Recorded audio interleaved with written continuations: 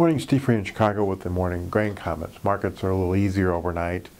I think the three things that the market looking at, number one, is the fact that we'll probably have good harvest weather here in the Midwest over the next couple of weeks. There are some showers that are in the southwest part of Minnesota, southeast South Dakota, into Nebraska, down into western Kansas. But east of that should be dry, and harvest should move along. So far, what we're hearing is that yields are pretty close to what the USDA might have said in September. So there may not be a drop in October, which could be negative to prices. We're also looking at chances for Brazil to get some rains. That could offer some resistance to the beans. Otherwise, worldwide, Argentina is getting too much rain, and parts of Ukraine and Russia are not getting enough. We're also noting that China is going to be on holiday this week. That could slow some of the buying down that we've seen that's been supportive to the beans. As far as supply and demand is concerned here in the United States, private estimates suggest that the bean carryout somewhere between 465 and 510. USDA is at 475.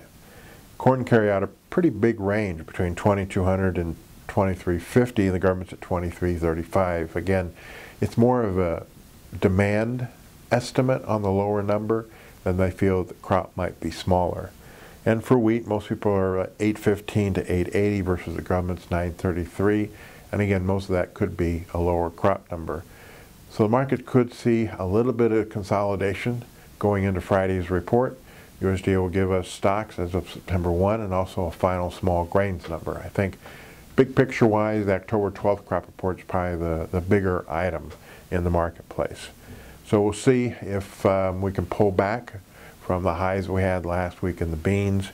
If corn pretty much stays in this same trading range, wheat has had some positive technical signals last week. We'll see if it runs out of steam this week as we go into some of these USDA reports.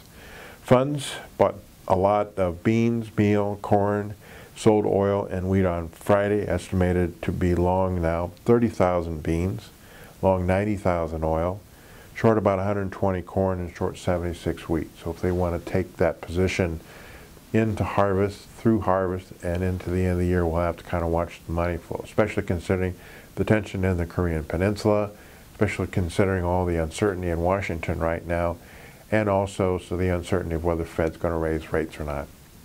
As always, these are my thoughts and not those of ADM or ADM Investor Services, and have a safe and profitable trading day.